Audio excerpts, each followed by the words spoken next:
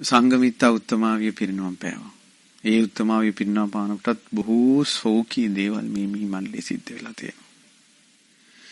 ඊට පස්සේ පින්වත්නි කොච්චර මේ රජවරු මිහිඳු මහරහතන් වහන්සේට ආදරය කළා නම් ඒ දවස්වල ලියවිලි නෑනේ, ලියන ඒවා නෑ. ධර්මයේ ලියවන්නේ නෑ. මිහිඳු මහරහතන් වහන්සේ මෙසේ කියලා සියලු දෙනා අතර කතාවක් පැවතුණා උන්වහන්සේගේ රූපකාය ගැන. ඒ වගේම සෑම ගණාචාරින් වහන්සේලාම ඉන්න තැන. ඒ කියන්නේ ගොඩාක් සංඝයා ඉන්න සෑම විහාරයකම මිහිඳු මහරහතන් වහන්සේගේ එක ධාතුන් වහන්සේ නමක් හරි තැන්පත් කරලා වැඳලා තියෙනවා. ඊට පස්සේ මිහිඳු ඉත්තිය මහරහතන් වහන්සේ තමයි අම්පාරේ පැත්තේ ධර්ම ප්‍රචාරය කරලා තියෙන්නේ. එතකොට ඒ වනේ සංඝයා 1500ක් වැඩ හිටපු විහාරයක් තියෙනවා. ඒකට කියන්නේ රජගල කියලා. ඒ රජගල මිහිඳු මහරහතන් වහන්සේ වැඩ හිටපු සෑය ධාතු තැන්පත් සෑය තියෙනවා. වල් බිහි වෙලා එක කියන්නේ බලන්න. සිංහල ජාතියට මක්කා වුණාද දන්නේ. ඊට පස්සේ මොකද උනේ? දැන් මිහිඳු මහරහතන් වහන්සේගේ ස්වභාවය ඇවිල්ලා ওই ලංකාවට මහා නස්පැත්තියක් වුණා ඔය සංඝමිත්ත කියලා. මේ උන්වහන්සේ නමක්. මේ බුදුරජාණන් වහන්සේ පිරිනවම් පාලා අවුරුදු 800 ගණනකට පස්සේ කිස්තු වර්ෂ 300 200 ගණන් වල වගේ සංඝමිත්ත කියලා පෞකාර චීවරධාරියෙක් දකුණු ඉන්දියාවෙන් ඇවිල්ලා මේ බුද්ධ ශාසනය විනාශ කළා. රුවන්වැලි සෑයේ මළුව හාරලා උඳු අපරුවා. ධාතු මේ මහසෙන් රජුරනේ විනාශ කළේ.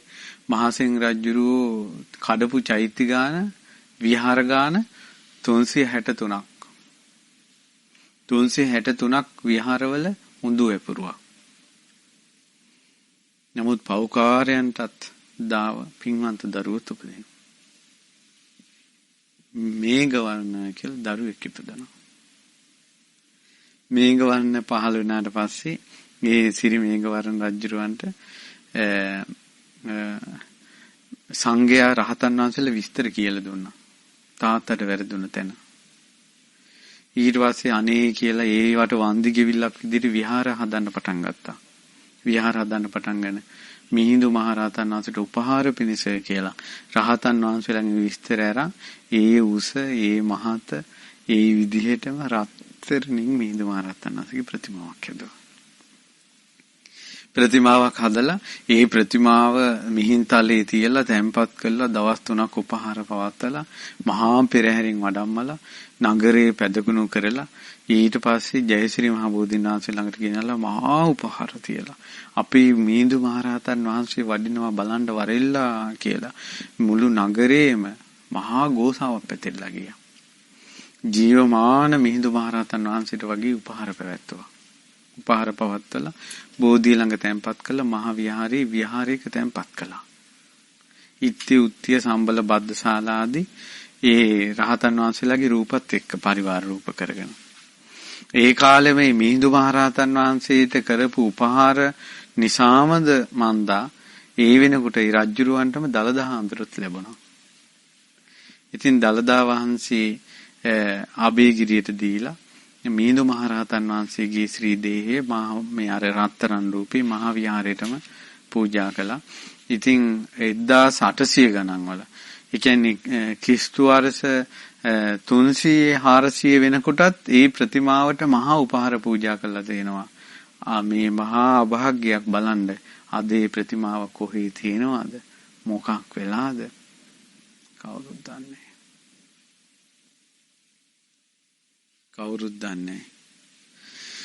ඉතින් එතනින් පස්සේ මිහිඳු මහරහතන් වහන්සේ ගැන විස්තර තියෙන්නේ. ඊට පස්සේ මිහින් තලාවේ කැණින් වලින් මිහිඳු මහරහතන් වහන්සේගේ ධාතුන් වහන්සේලා ලැබුණා. ඒ ධාතුන් වහන්සේලා මේ පොසොන් පොය මුල් කරගෙන මිහින් තලාවේ මගේ මතක හැටියට ප්‍රදර්ශනය කරනවා. එක චුට්ටක් බලන්න මම මතක හැටියට කිව්වේ. ඊළඟට මිහිඳු ප්‍රතිමාවක් සදාතුක මිහිඳු ප්‍රතිමා වහන්සේ නමක් මහා ආනුභාව සම්පන්න ලෙස විහාරයක වැඩ ඉන්නේ පොල්ගහවල.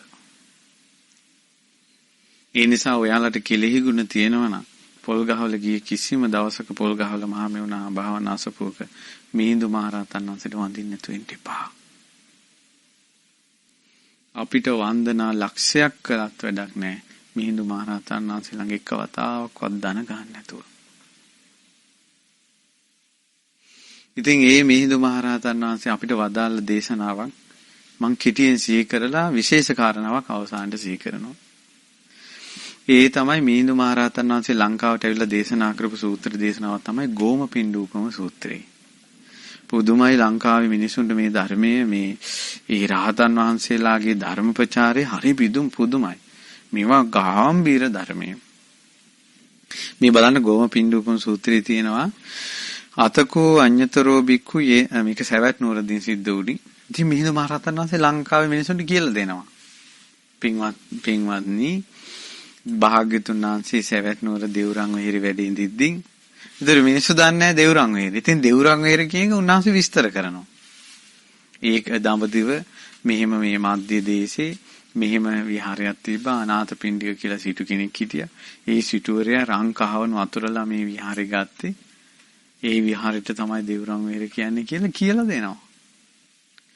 ඊට පස්සේ ඒ ක්‍රමයට තමයි උන්වහන්සේ ධර්ම දේශනා කළේ. ඒක ලංකාව ලොකු සංසය අයන්නේ ඉඳලා කියා දුන්න හැමදේම. සූත්‍රයේ කිව්වා එක එක උපමා වලින් විස්තර කළා.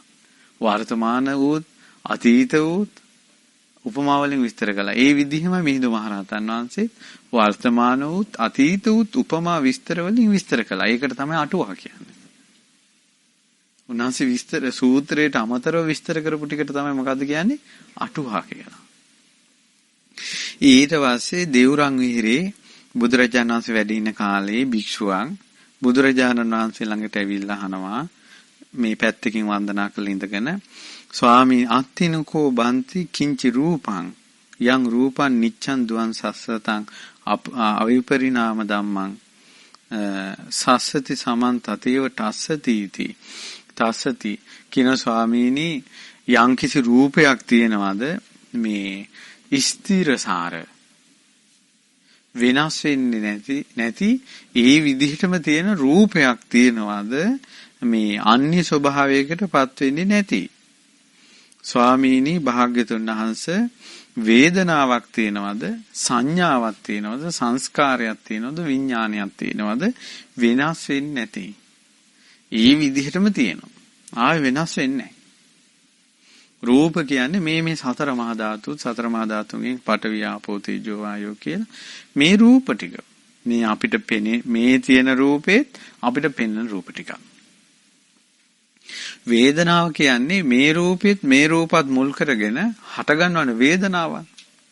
සැප හෝ දුක හෝ සැප දුක් රහිත ඒ වේදනාව. ස්ථිරසාර වේදනාව. දැන් අපි කියනවානේ යසට සතුටෙන් මං හිටියා මේක කඩා පැන්නන්නේ මේකට. කියලා අපි කියන්නේ. ඊට පස්සේ අපි කියනවා අනේ ගොඩාක් දුකෙන් හිටියේ. ඔයා දැක්කා විතරයි දුක නැති වුණා කියනවා.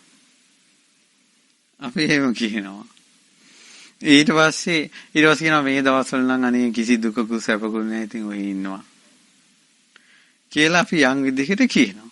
ඒතර මේ දුක හෝ සැප දුක් රහිත මේ විඳීම් ඒවා නිට්ටිය නම් ස්ථිරසාර නම් ඒ විදිහටම තියෙනවා නම් එහෙම එකක් තියෙනවද චුට්ටක් හරි වේදනාවක් එවැනි වේදනාවල් තියෙනවද සංඥාවල් කියන්නේ හඳුනා ගන්න දේවල් සංස්කාර කියලා කියන්නේ චේතනා පහන කරන ඒවා ඊළඟට විඥානී කියලා කියන්නේ දැනගන්න දේවල් ඒ කියන්නේ විඥානි ඇහෙන් රූපේ දැනගන්නවා කනෙන් ශබ්ද දැනගන්නවා ආන්න ඒවා එහෙම එකක් තියෙනවද කියලා ඇහුවා ඊට පස්සේ බුදුරජාන් වහන්සේ දේශනා කරනවා මේ නත්තිකෝ බික්ඛු කිංචි රූපං පින්වත් භික්ෂුව කිසිම රූපයක් නැහැ යන් රූපං නිච්ඡන් දුවන් සස්සතං අවිපරිණාම ධම්මං සස්සති සමන්තතේව තස්සති ස්ථිරසාර වෙනස් නොවන ඒ විදිහටම පවතින කිසිම රූපයක් නැහැ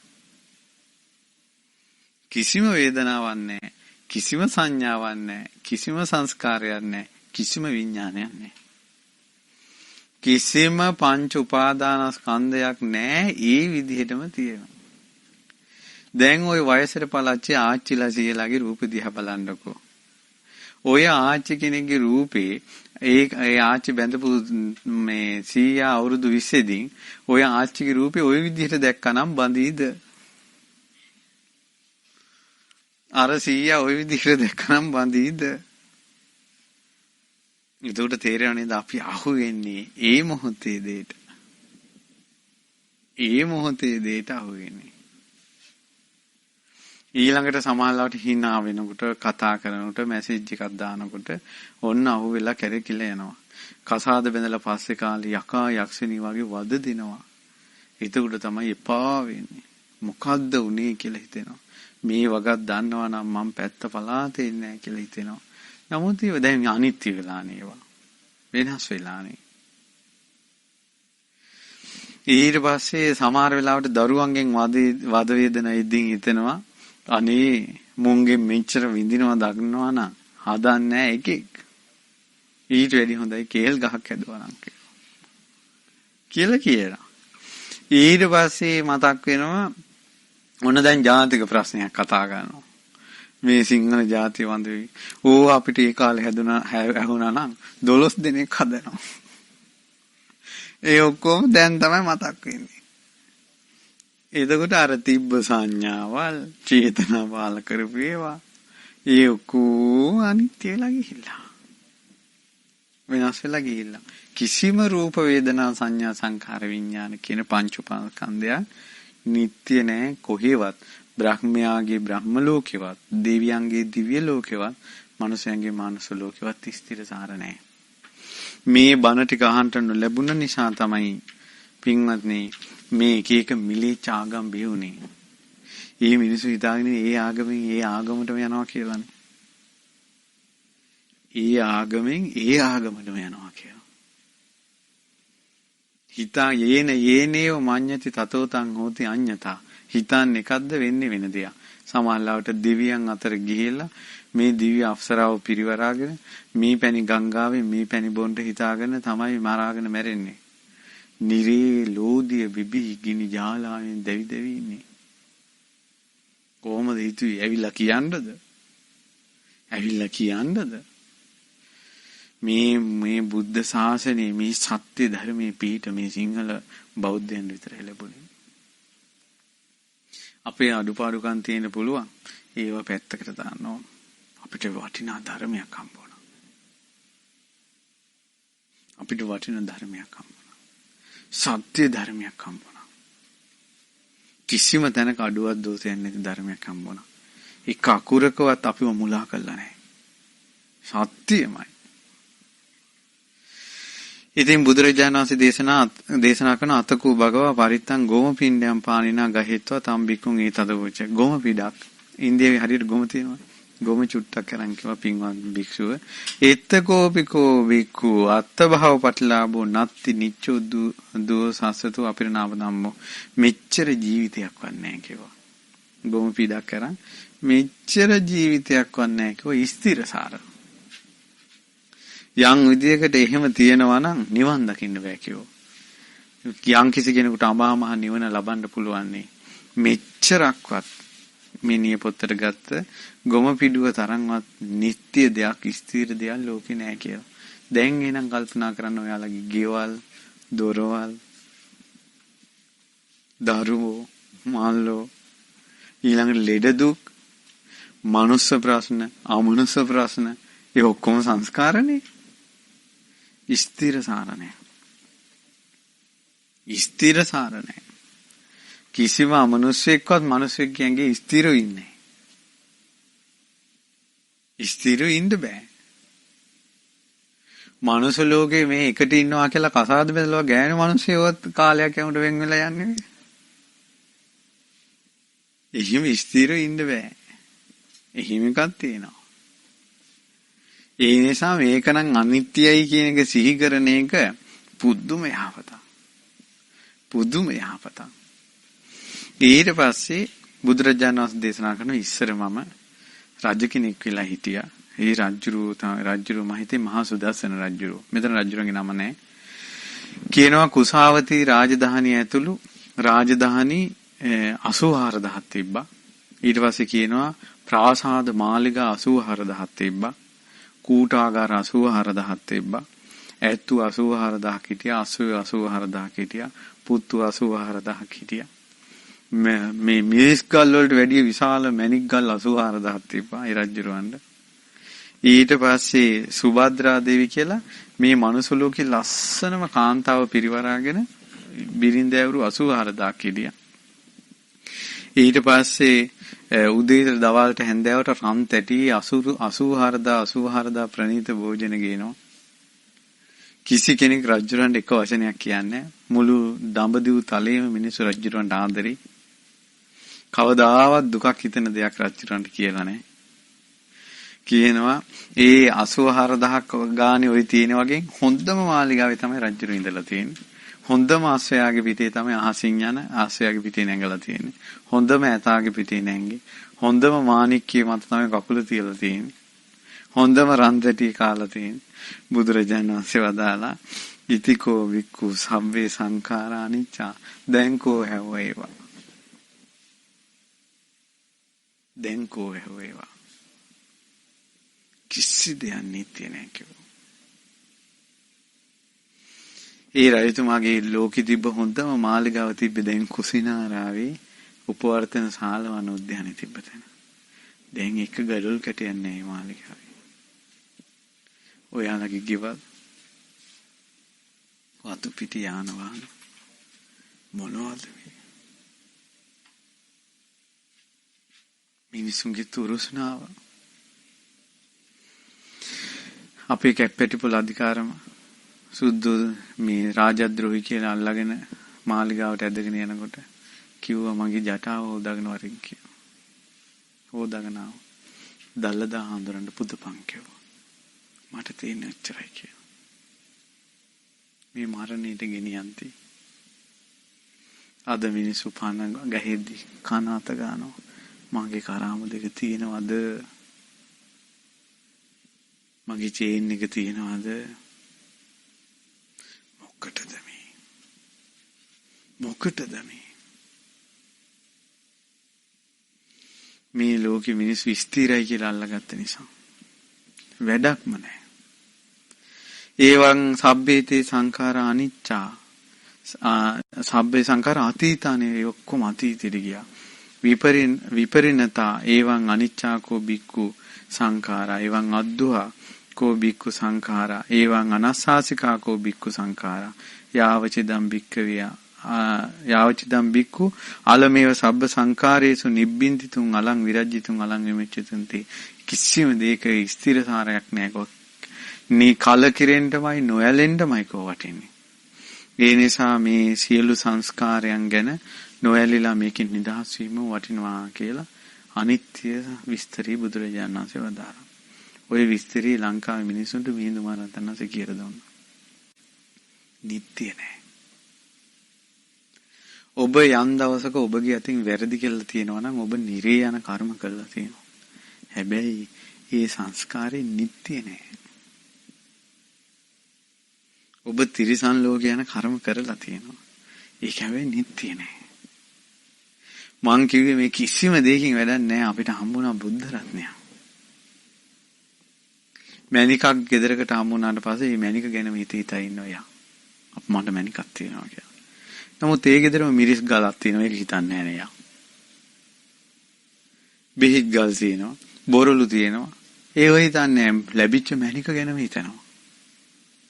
ඒ වගේ තමයි අපේ ජීවිතෙත් අඩුපාඩු තියෙනවා. ඒ ආසේ බුදුරජාණන් වහන්සේ සරණ යන්න ලැබුණා. අන්නේ මැණික හිතන්න. මෙහෙම විහෙර විහාරවල වලට මේවා කළා. මගේ ජීවිතේ මං ඒව කළා කියලා. විශේෂ නැද්ද ඒවා? විශේෂ නැද්ද?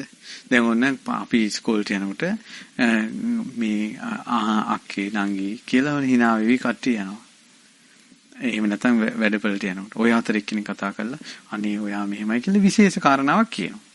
ඒකට අපේ හිතේ නිතර වැඩ කරන්නේ අර හාහු ගාලා නිතර කට්ටිය කතා කරපේවද විශේෂයෙන් කතා කරපේකද?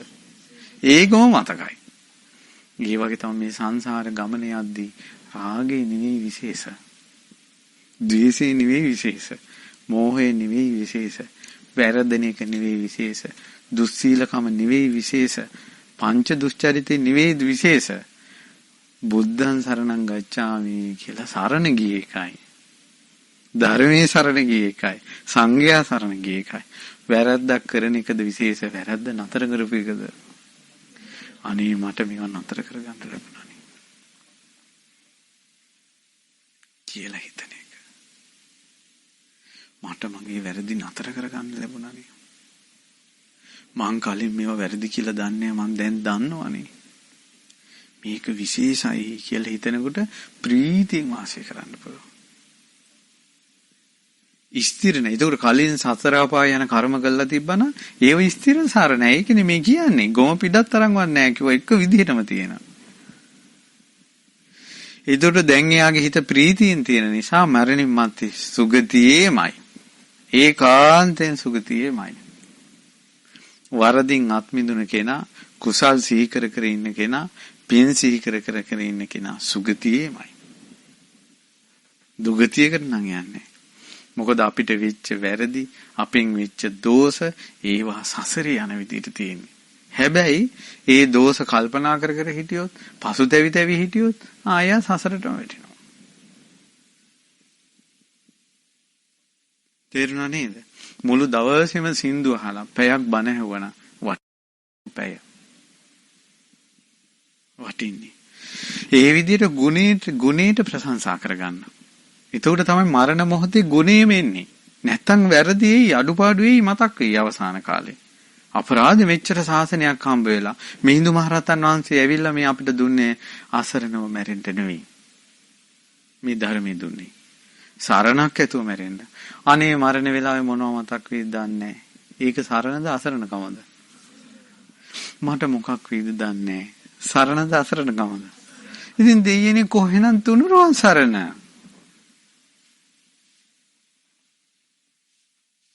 මම බුදුරජාණන් වහන්සේ සරණ ගියා, ධර්මයේ සරණ ගියා, සංඝයා සරණ ගියා.